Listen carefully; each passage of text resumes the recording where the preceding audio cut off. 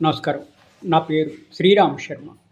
వృద్ధ తల్లిదండ్రుల సంరక్షణ కోసం తెలంగాణ రాష్ట్ర ప్రభుత్వం ఒక ప్రత్యేక చట్టాన్ని తీసుకొచ్చింది.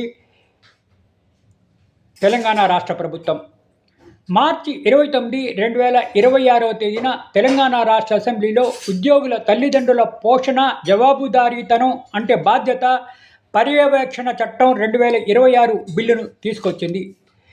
ఈ చట్టంతో జిల్లాలో ఉద్యోగం చేసేవారు తమ తల్లిదండ్రులను పట్టించుకోవడం లేదనే ఫిర్యాదులు ప్రజావాణిలో కలెక్టర్లకు, ఆర్డీఓలకు వచ్చాయి. అందుకని ఈ చట్టాన్ని తీసుకొచ్చింది తెలంగాణ రాష్ట్ర ప్రభుత్వం.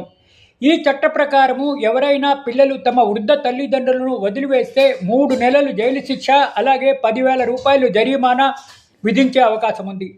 తల్లిదండ్రుల నుంచి ఆస్తులు పొంది వారిని పట్టించుకోకుండా ఉంటే వారి నుంచి సంక్రమించిన ఆస్తులను తిరిగి తల్లిదండ్రులు పేరిట పట్టా మార్చే హక్కును కలెక్టర్కుంది.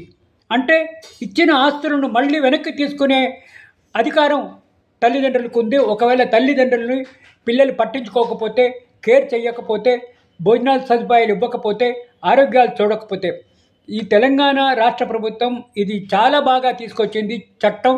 ఇది ఇంప్లిమెంట్ చేస్తే మాత్రం వృద్ధ తల్లిదండ్రులని చాలా బాగా చూసుకున్నట్టే ఉంటుంది. తెలంగాణ రాష్ట్ర ప్రభుత్వం చాలా మంచి చట్టాన్ని తీసుకొచ్చింది అని అందరూ అప్రిషియేట్ చేస్తున్నారు.